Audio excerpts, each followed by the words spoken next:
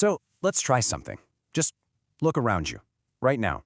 That light bulb, the computer or phone you're watching this on, maybe even the movie you streamed last night. What do all those things have in common?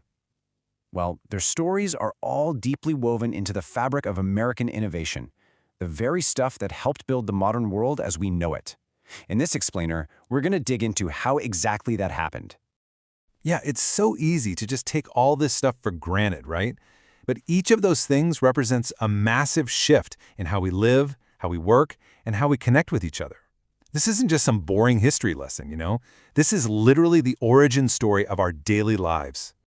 And I'm not just talking about a few random items here. We're talking about the big stuff. Electricity, airplanes, the entire internet, so much of modern medicine, Hollywood movies, and yeah, that smartphone that's probably in your pocket right now. All of these were either born or completely revolutionized in the US. So you gotta ask, how did this happen? How did one country have such a huge hand in shaping our modern world? Now, this isn't a story about one nation doing everything alone, not at all. It's more about looking at the specific ingredients, the ideas, the systems, the culture that came together to create this incredible engine for innovation. And our story, well, it starts with the very power that lights up our world.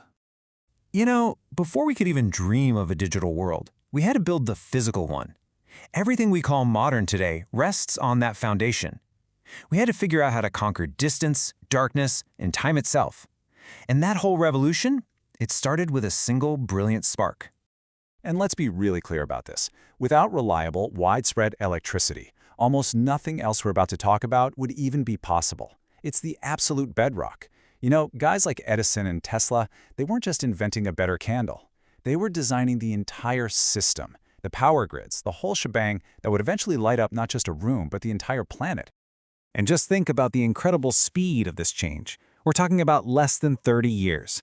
In the span of a single generation, humanity went from living in darkness to having electric light, from being stuck on the ground to actually flying, and from relying on horses to driving on highways. It was a total reinvention of daily life, and it happened at a speed nobody had ever seen before. I mean, the impact was just staggering. For thousands of years, life was local, it was slow, it was dictated by when the sun rose and set, and then bam, suddenly, life became global, connected, running 24/7. This brand new physical reality became the essential launchpad for everything that came next, especially the digital world. Okay, so the physical world is now plugged in, it's moving faster than ever, the stage is perfectly set for the next giant leap forward, weaving a digital web that would cover the globe. And this brings us to what you could argue is America's single most impactful contribution to our modern age. You know, the internet didn't start in some Silicon Valley garage like you might think. Nope. It actually began as a US government research project, a military project really, called ARPANET. It was born out of Cold War paranoia.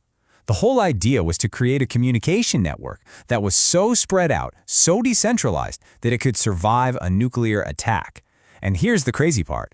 That design, built for resilience, accidentally created the perfect blueprint for the open, global connection we all use today. And the way it grew was just breathtakingly fast. First you have ARPANET, just a few computers linked up for government research. Then boom, it goes global with things like email and search engines. But here's a super important point. It was a British scientist, Tim Berners-Lee, who built the World Wide Web on top of that American-built internet foundation. It's a perfect example of how this stuff is always a global team effort.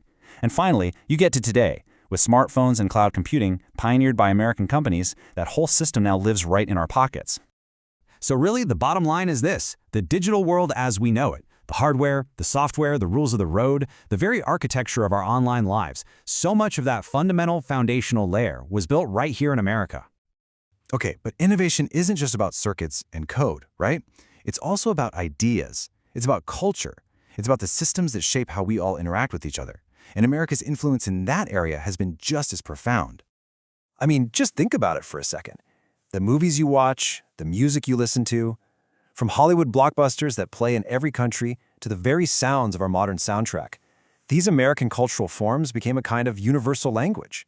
Jazz, rock and roll, hip-hop, these sounds didn't just stay put.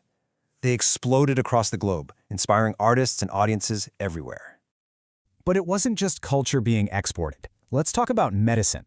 American research institutions led the charge on so many breakthroughs. We're talking everything from vaccines to advanced surgeries that now save millions of lives, not over decades, every single year. That is a staggering, life-altering global impact. And this kind of leadership just created these massive ripple effects, you know? The incredible push to go to space, that gave us everyday tech we can't live without, like GPS.